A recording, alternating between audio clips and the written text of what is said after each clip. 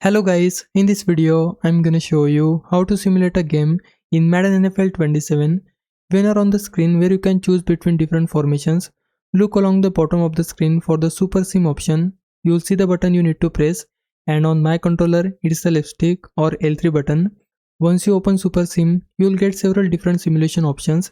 You can select custom play options and choose to play all key movements, which lets you jump in for important plays, or you can simulate the full game if you don't want to play any of it yourself. You can also choose to play all offense, all defense, or simply jump to next play. There's also an option to jump forward through the game depending on how much you want to simulate. And if you can't find the Super Sim option on the formation screen, there's another way to access it. Just pause the game and you'll find the Super Sim in the pause menu as well.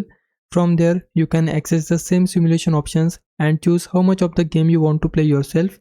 And that's how you can simulate games in Madden NFL 27.